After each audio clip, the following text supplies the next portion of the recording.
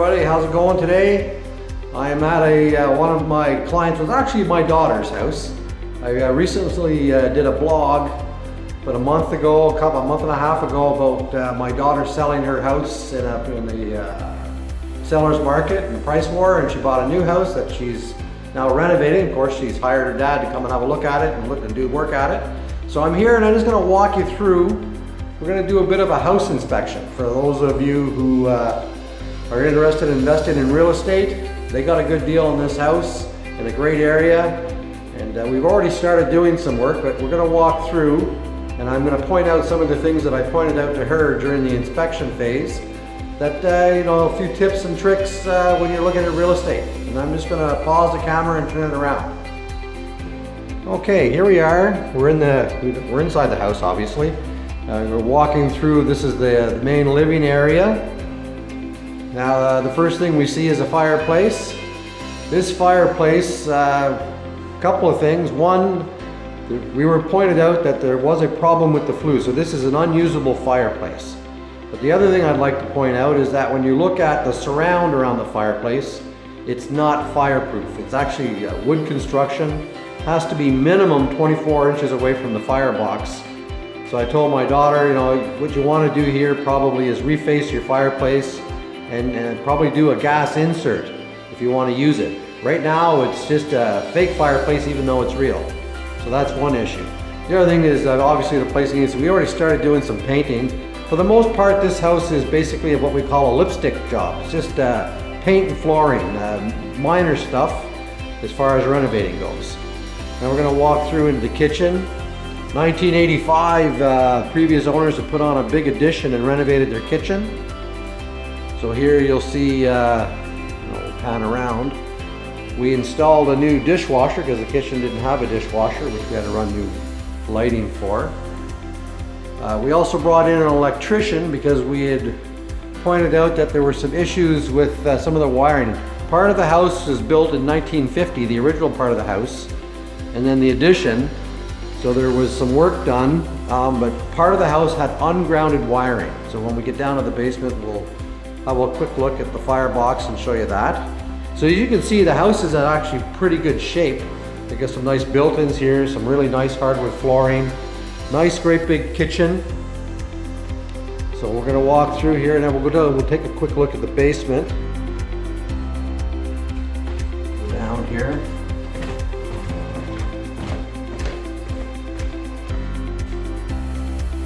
See the basement.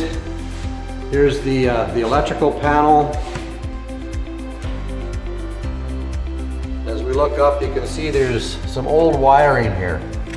Some of this old wiring is actually ungrounded. So what we had our electricians do is they come in and we ground fault protected or GFCI'd these three breakers here to protect those circuits. So if there's any issue, they simply kick out. That's a simpler way rather than rewire part of the house, because rewiring can be expensive. And then when they did the addition back in '85, they put a pony panel on. So we fixed some of it was actually done incorrectly, so we fixed that. And there was a change in the code when it comes to dryers.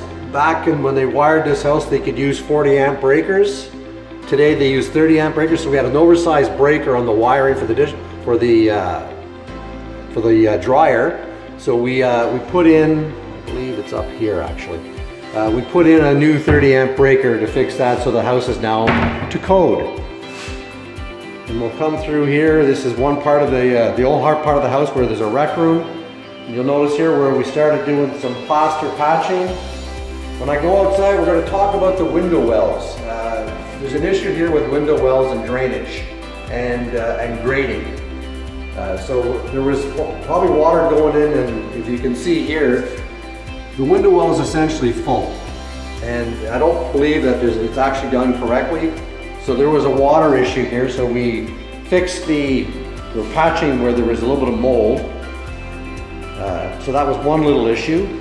For the most part, the house is in really good shape. Nice laundry room, furnace room. There you go, they have some security. things here are looking pretty good.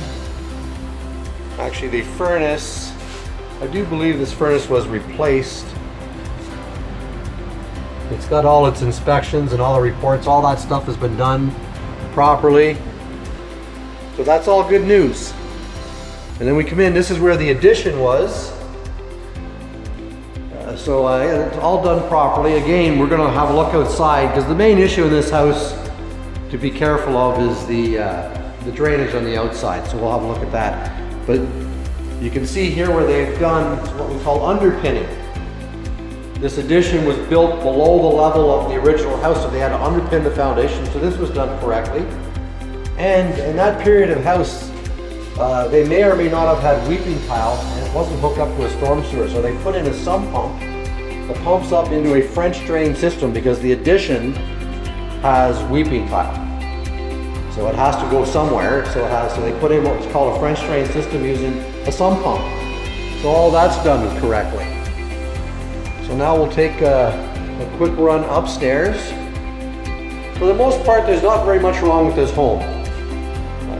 If anything, it's very dated as far as, the older kitchen cabinets. If you notice in those kitchen cabinets, we'll take a quick peek again. But these were originally oak cabinets. You can have a good close up here. And what they did is they just painted them out. Now, as I pointed out to my daughter, whoever, it was a homeowner that did it, all the knobs are installed in the wrong place. But that's, that's an aesthetic thing. My daughter's not worried about that for now, but at some point we're gonna upgrade the backsplash. We might reface these cupboards. A future date, there is no powder room here. We might put a powder room in that corner right there because it lines up with plumbing that's in the house. Now we'll take a quick run upstairs, show you the bedrooms. This house for the most part has been well maintained. It's just dated. Great hardwood floors. It's got all new windows. The doors have been upgraded, replaced at some point because they're all colonial style. The original doors wouldn't have been. Has all the original molding still. That's a 1950s step molding. All in good shape. These floors just need a bit of a sanding, and we're going to re-verify them. The bathrooms had a little bit of work. Council sink put in. Some tile work. It's dated, but it's clean and it's in good shape. Again, great hardwood floors. Just a little bit of work to do on just buffing them up a bit. You can see the new windows here, new PVC windows throughout the house.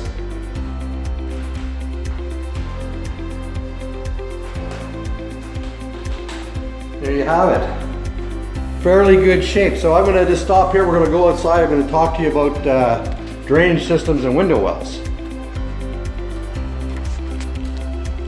Okay, here we are. We're outside in the backyard. It's a decent sized lot. I believe it's about 70 by 150, somewhere around there. This is a one-story addition that was put on in 1985.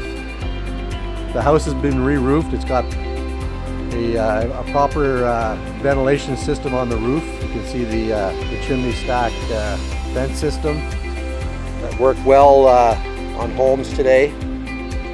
What I really wanted to talk to you about was the main problem that we found with the house is the grading. If you notice, this particular window, there is no window well. We're only about an inch below the prefab sash that's in there, concrete sash. So, in a good rainstorm, there's a possibility of water getting in. It should be at least 6 inches below the window. You should have at least 6 inches of exposed foundation above the grade as well. If you walk over here, you can see where, because of the slope of the property, whenever it rains, everything is washing down. You can see where the soil is right up, actually washing onto the sill. This is an issue, so we're going to install a window well here, and as well on this side. These window wells, they put window wells in, but they're full. They're right up. They're actually above the sash. These are all areas where you can have possibility of leakage.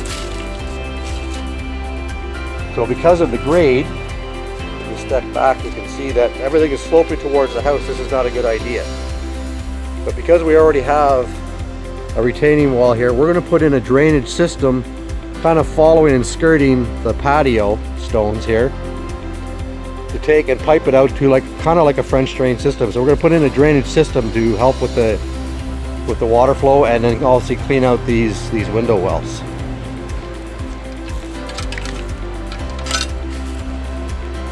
I'm going to come over here to the side of the house where I talked to you about there was some water damage where we did a little bit of patching on the inside. As you can see, this window well is completely full. And my guess, there's also probably no drainage in it at all. So we're going to clean this out, see if we can't put down some drainage, at least get it a couple feet below the window, fill it with crushed stone, and leave about 6 inches so that there's some room for drainage. Apart from that, house is in pretty good shape. There's a few areas where you could use some caulking.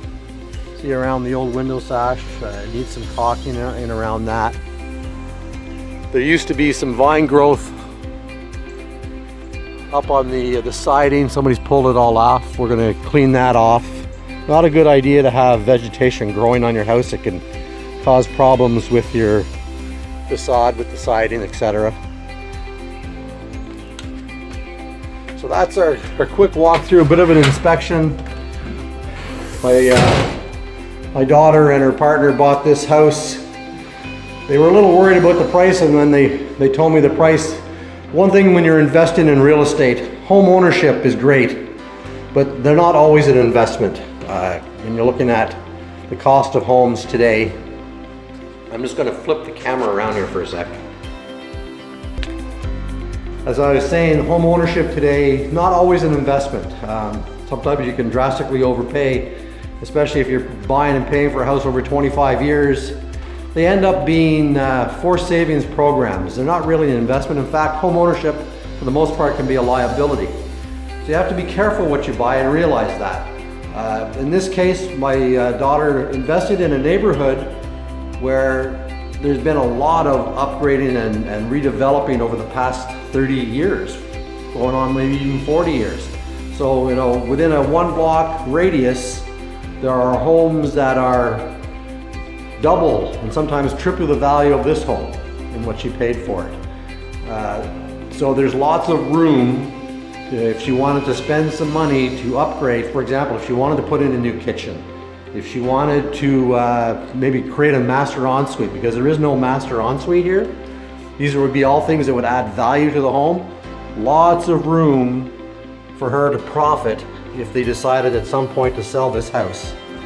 For now, they're planning to stay in it for a while. It'll be their family home. But guys, I walked you through the house and pointed out some of the things that you should be looking for, such as the drainage around the house, the landscaping, the terrain itself. It's sloped the right way. In this case, it's not. So that's an area to fix. For the most part, the house is in really good condition. Just lipstick, some paint and flooring things to do. That's today's quick little blog, and if you have any questions, leave a comment down below. I'd love to answer your questions. Like I said before, I'm trying to create some free training. If you're really interested, follow me on my blog, follow my videos, follow me on Facebook. And if you really want to support me in doing this, buy my book. I'm going to be bringing out more books in the near future. I'm working on those as we speak, and I'll come back and talk to you about those again. You have a great day. My name is Luchak, and you keep crushing it.